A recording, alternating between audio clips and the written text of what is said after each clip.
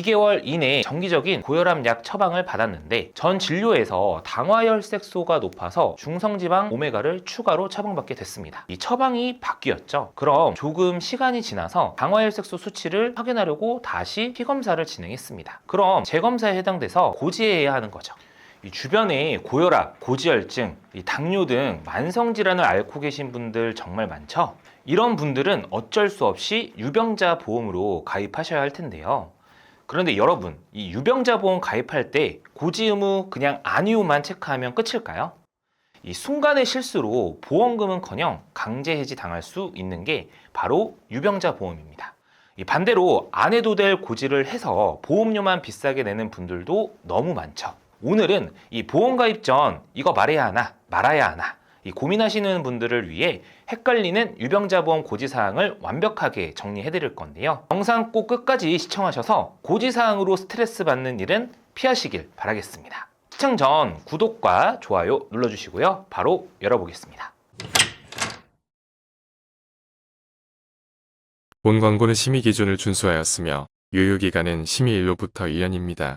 여러분, 유병자 보험은 정확히 어떤 보험일까요? 사실 몇 년 전만 해도 고혈압, 당뇨, 고지혈증 등 만성질환을 앓고 계신 분들은 보험 가입이 불가능하던 시절도 있었습니다. 그런데 이제 이런 분들에게도 보험 가입을 할 수 있는 시장을 좀 넓혀주자 해서 탄생한 게 바로 유병자 보험인데요. 그러다 보니 건강한 분들이 가입하는 표준형 고지사항에 비해 그 기준이 조금 유한 편입니다. 문제는 그렇다고 알려줘야 할 내용을 고지하지 않으면 보험금을 못 받거나 계약이 해지되는 점은 다를 바 없다는 거죠. 그럼 강제로 해지당하면 보험료를 돌려주냐? 예전에는 보험료를 돌려줬던 경우도 있었지만 지금은 해지 환급금을 돌려줍니다. 그런데 아시다시피 많은 분들이 이 무해지 환급형으로 가입하는 경우가 많아서 쉽게 말해 한 푼도 못 돌려받을 수 있다고 봐야 하는 거죠. 심지어 보험 가입 시 특약 중 암, 뇌, 심장 등 중대 질병에 걸렸을 때 보험료 납입이 면제되는 납입 면제 특약을 추가한 분도 많으실 텐데요. 납입 면제 혜택 역시 고지 의무 위반으로 못 받을 수도 있습니다. 반대로 또 고지하지 않아도 될 내용을 고지해서 괜한 불이익을 받으면서 보험 가입을 하실 수도 있는 거죠. 더 많은 보험료를 낸다거나 특정 특약이 가입이 제한된다거나 말입니다. 그만큼 보험 가입에 있어서 고지 의무는 정말 중요한데요. 이 표준형 고지사항과 유병자 고지사항을 한번 비교해 보도록 하겠습니다. 일단 가장 큰 차이는 표준형에 비해 유병자형에선 치료와 투약 이력을 고지하지 않아도 된다는 거예요. 분에 말씀드린 혈압약을 복용 중이시거나 골다공증으로 병원에 다니시는 분은 유병자형 가입이 가능하다는 거죠. 그럼 이제 하나씩 유병자 보험의 고지사항을 자세히 살펴보도록 하겠습니다. 먼저 입원 수술 필요 소견인데요. 이건 간단합니다. 3개월 내에 병원에 갔는데 의사가 입원이 필요하다, 수술이 필요하다 이렇게 얘기했으면 고지해야 되는 거죠. 여기는 사실 크게 헷갈리진 않으실 거예요. 기억을 못할 수가 없겠죠. 근데 정말 중요한 건 바로 이 추가 검사, 재검사 유무인데요. 이 부분은 진짜 중요하니까 주의 깊게 들어주시길 바랍니다. 일단 추가 검사는 검사를 추가로 해야 한다는 뜻이고 재검사는 다시 한다라는 당연한 의미겠죠. 이 문제는 이걸 실제로 적용하면 생각보다 많이 헷갈려 한다는 거예요. 어디까지 고지해야 될지 감을 못 잡으실 수도 있습니다. 일단 기본적으로 두 검사 모두 현행되는 1차 검사가 반드시 존재하고요. 그 이후에 어떤 목적으로 어떤 검사를 받았는지에 따라 추가 검사가 되기도 하고 재검사가 되기도 하고 이 고지 대상이 아니기도 합니다. 하나씩 살펴보도록 하겠습니다. 이 추가 검사는 1차 검사를 했는데 더 정확한 진단을 받기 위해 다른 종류의 검사를 받는 걸 말합니다. 이 주목할 점은 다른 종류의 검사라는 거예요. 예를 들어 가슴 통증이 있어서 병원에 가서 엑스레이를 찍었습니다. 그런데 의사가 엑스레이상으로는 잘 안 보이는데 더 자세한 진단을 위해 CT를 찍자고 했어요. 그럼 추가 검사 소견이 됩니다. 자, 이번엔 재검사인데요. 1차 검사를 하고 시간이 조금 지나서 그 결과에 따라 같은 검사를 다시 받는다? 그럼 재검사가 되는 거죠. 예를 들어 복통이 있어서 초음파 검사를 실시했습니다. 이게 1차 검사가 되겠죠. 그런데 자궁근종이 발견됐어요. 의사가 아직 근종 크기가 크지 않아서 수술할 정도는 아니고 3개월 뒤 검사를 다시 받아보자고 말합니다. 이 경우 같은 종류의 초음파 검사를 시간이 지난 뒤 다시 받는 거니까 재검사 필요 소견이 되겠죠. 그런데 이런 경우는 어떨까요? 병원에 갔는데 엑스레이 검사도 받고 CT 검사도 같이 받았습니다. 네, 이때는 추가 검사도 아니고 재검사도 아니에요. 그냥 1년의 검사 중 하나일 뿐인 거죠.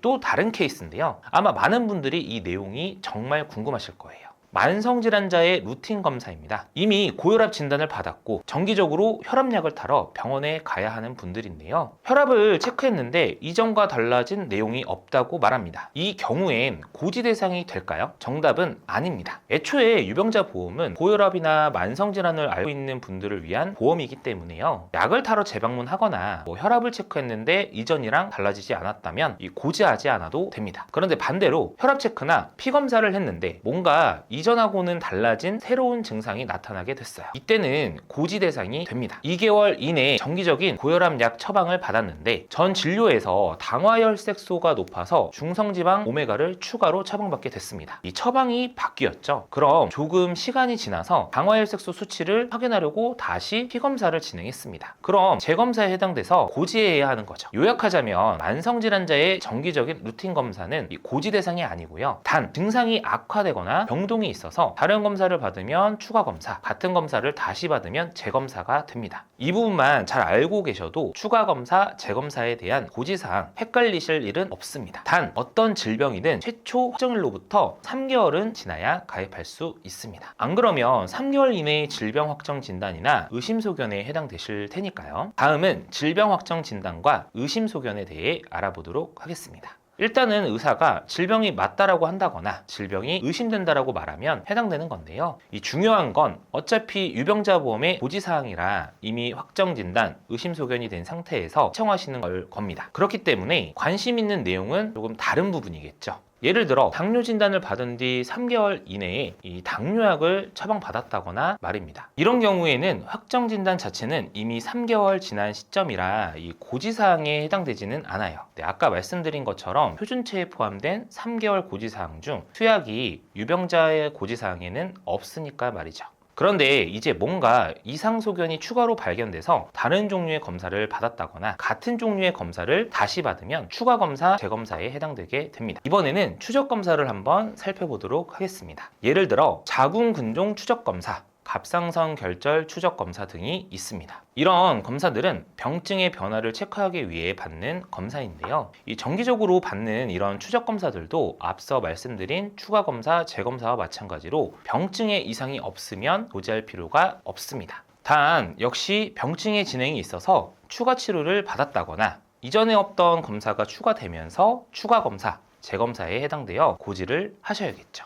이 결론은 이미 질병 확정 진단을 받은 날로부터 3개월이 지났고 그 상태에서 검사를 받았다거나 약을 탔다거나 이 추적 검사를 받았다거나 해도 이 병증에 이상이 없다면 고지를 할 필요는 없다는 거고요. 이상이 생겨서 다른 치료나 검사를 받으면 이때는 고지를 해야 한다라고 이해하시면 됩니다. 최근 3개월 이내 건강검진을 받으신 분들 계시죠? 이런 분들도 주의해야 할 점이 하나 있습니다. 그냥 단순히 국가에서 진행하는 의무적인 건강검진이었다 해도요, 반드시 건강검진 결과지를 확인하셔야 합니다. 이 결과지에 예상치 못한 내용이 고지 대상이 되는 경우도 있거든요. 예를 들어 갑상선 초음파상 결절이 보인다거나 콜레스테롤 수치가 높다거나 혈액검사상 간 수치가 기준치보다 높다거나 등등 이런 문구를 자세히 살펴보셔야 이 고지 위반으로 인한 손해를 예방할 수 있습니다. 꼭 확인하시길 바라겠고요. 마지막으로 5년 이내 유병자 고지사항입니다. 5년 이내의 암, 뇌졸중, 급성심근경색, 간경화, 협심증, 심장팍막증,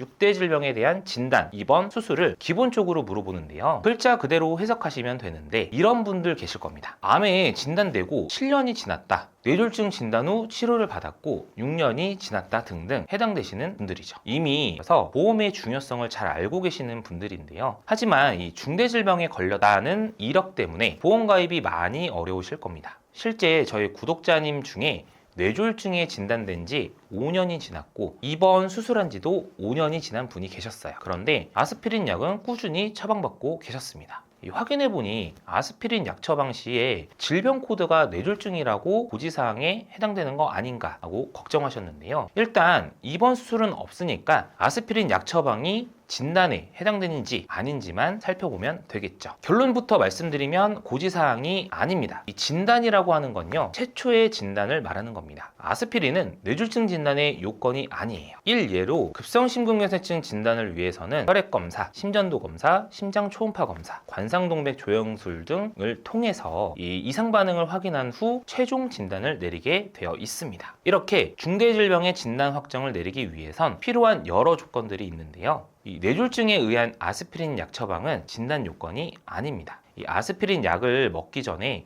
이런 류의 수술이나 검사를 받는 게 아니니까요. 그렇기 때문에 질병 확정된 뒤 5년이 지났고 이후 그냥 관리 차원에서 약만 복용하거나 치료만 받는 건 해당 사항이 없습니다. 물론 재발해서 검사를 통해 재진단을 받은 경우에는 고지를 해야겠죠. 이번엔 다른 예를 한번 들어보겠습니다. 7년 전 위암 진단을 받고 입원해서 위 부분절제술을 받았는데요. 이후에는 5년 이내 항암방사선 치료와 약물 치료만 병행했습니다. 그리고 4년 전에 완치 판정을 받았고, 이분은 고지사항에 해당될까요? 역시 고지 대상이 아닙니다. 5년 이내의 수술이 아니죠. 그리고 입원해서 방사선 약물 치료를 받는 게 아니라면 입원에도 해당이 되지 않습니다. 여기서 중요한 거, 입원했는지 유무가 매우 중요하고요. 입원 안 하고 통원으로 치료받는 거면 해당 사항이 없습니다. 결론은 5년 이내에 6대 질병에 의한 진단, 입원, 수술에서 단순 관리 차원에서 약 처방이나 통원으로 치료받는 경우에는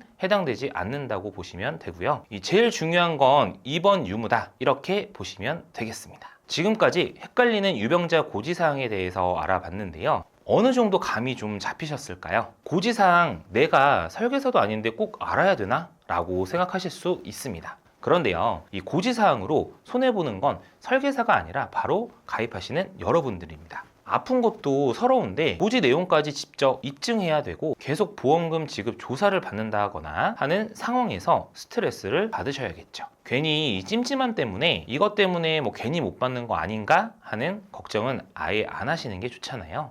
물론 과잉 고지를 해서도 안 되지만 그것보다 더 큰 영향을 미치는 건 부실 고지라고 생각합니다. 다만 회사에 따라 또 상품에 따라 이 고지사항이 전부 다르기 때문에 고지사항을 등한시하는 설계사보단 확실하게 알고 고객의 손해를 최대한 줄여주는 설계사를 찾는 게 중요하다고 생각하는데요. 저희 보험키는 불필요한 보험료의 부담을 줄이고 최소한의 보험으로 이 최대함의 든든함을 느끼실 수 있도록 32개의 보험회사의 객관적인 통계 자료를 분석해 한 분 한 분 상황에 맞춘 합리적인 설계를 이 보장부터 청구 관리까지 도와드리고 있는데요. 이 가입 시 고지사항에 대한 자세한 상담이 필요하신 분은 언제든지 연락 주시면 무료로 상담 도와드리도록 하겠습니다. 끝으로 오늘도 이해하기 힘든 보험 조금이라도 열리셨다면 구독과 좋아요 한 번씩 부탁드리고요. 다시 한번 끝까지 시청해 주셔서 감사합니다.